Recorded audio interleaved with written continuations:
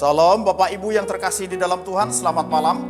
Bertemu kembali dalam program Minutes of Change, menuju perubahan menjadi pribadi yang berkenan kepada Bapa dan layak menjadi mempelai Kristus di akhir zaman.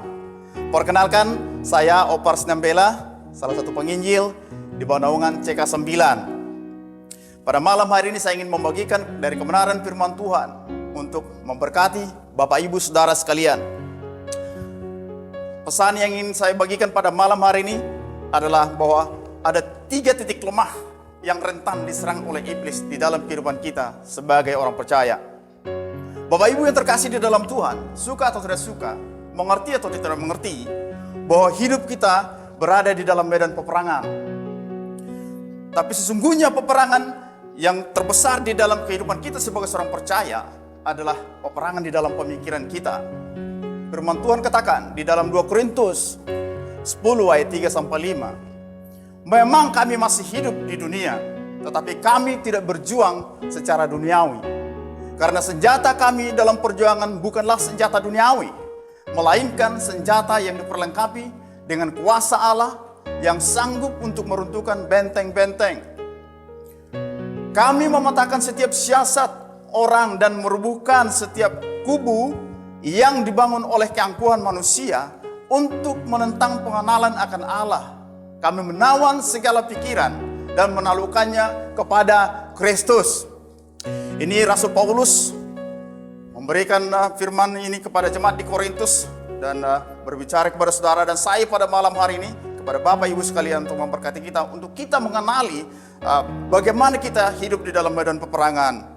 Tapi sesungguhnya selain dari pikiran kita yang menjadi center dari peperangan kita sebagai seorang percaya, ada beberapa area yang perlu kita kenali Bapak Ibu yang sudah dikasih dalam Tuhan, yaitu yang menjadi titik lemah di dalam kehidupan kita, yang sering dieksploitasi oleh si iblis, yang sering menjadi sasaran empuk dari si iblis untuk menyerang hidup kita sebagai seorang percaya. Yaitu yang pertama adalah pada saat kita berada di dalam suatu keadaan yang sangat lemah, entah karena lelah, entah karena sakit penyakit. Lemah secara fisik, lemah secara emosional. Firman Tuhan mengatakan di dalam Matius 4 ayat 1 sampai yang ketiga, maka Yesus dibawa oleh roh ke padang gurun untuk dicobai iblis. Dan setelah berpuasa 40 hari dan 40 malam, akhirnya laparlah Yesus. Lalu datanglah si pencoba itu dan berkata kepadanya, jika engkau Anak Allah, perintahkanlah supaya batu-batu ini menjadi roti. Di sini kita melihat bagaimana iblis memahami betul kondisi atau situasi yang sedang dialami oleh Yesus Kristus. Sama halnya seperti saudara dan saya. Ketika kita berada di dalam suatu kondisi yang lemah, secara fisik dan secara emosional, iblis datang langsung menyerang, memanfaatkan situasi yang kita alami, yaitu kelemahan fisik kita atau kelemahan secara emosional.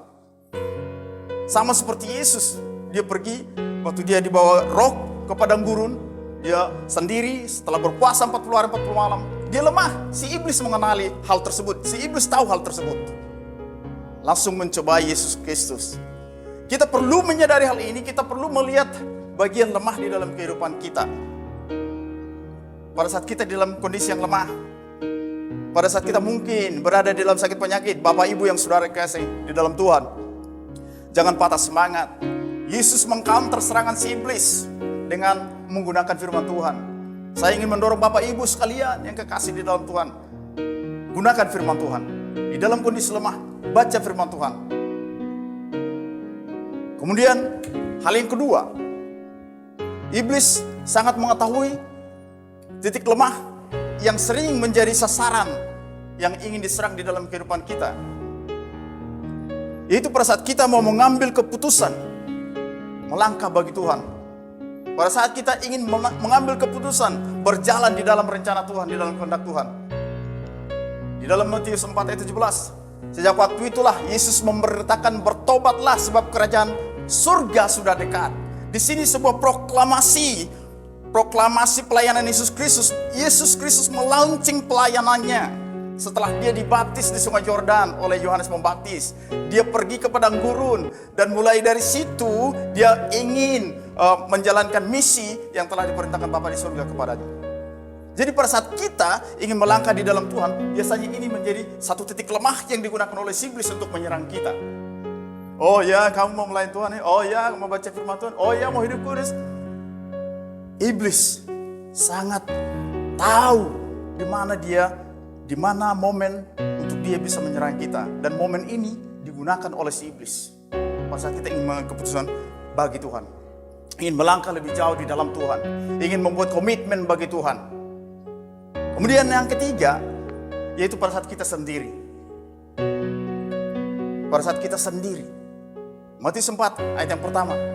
Maka Yesus dibawa oleh roh ke padang gurun untuk dicobai iblis. Dibawa oleh roh sendirian, Bapak Ibu, tidak ada Yohanes dan Petrus. Yesus sendirian di padang gurun. Jadi pada saat kita menyendiri, si iblis senang untuk menyerang kita. Pikiran-pikiran yang sangat tidak pernah terlintas dalam pikiran pada saat kita bersama-sama dengan saudara-saudara iman datang di dalam pada saat kita sendiri. Jadi momen ini sangat dimanfaatkan oleh si iblis. Jadi jangan mau Bapak Ibu mengisolasi diri, menyendiri. Bangun komunitas. Bangun komunikasi dengan saudara-saudara yang lain di dalam Tuhan. Memperkuat komunitas di dalam Tuhan. Firman Tuhan katakan di dalam Ibrani 10 ayat 25. Janganlah kita menjauhkan diri dari pertemuan-pertemuan ibadah kita seperti dibiasakan oleh beberapa orang. Tetapi marilah kita saling menasihati dan semakin giat melakukannya menjelang hari Tuhan yang mendekat. Sekarang kita sedang berada di dalam momen-momen yang sangat krusial, Bapak Ibu. Hari Tuhan semakin dekat. Banyak orang-orang percaya, para pakar teologi juga mungkin menafsir bahwa ini kita sedang berada di dalam waktu-waktu yang sangat genting menjelang hari kedatangan Tuhan. Jadi sekali lagi, salah satu sasaran yang menjadi titik lemah di dalam kehidupan kita sebagai orang percaya, yaitu pada saat kita menyendiri. Oleh karena itu, saya ingin mendorong Bapak dan Ibu, saudara-saudara yang kasih dalam Tuhan, jangan suka menyendiri. Bangun komunikasi, bangun komunitas. Bersosialisasi dengan saudara-saudari seiman. Jadi, Bapak Ibu perlu mengenali hal-hal ini, supaya kita bisa memenangkan peperangan kita, supaya kita bisa diberkati oleh Tuhan, dan hidup penuh berkemenangan. Terima kasih, Tuhan memberkati. Salam.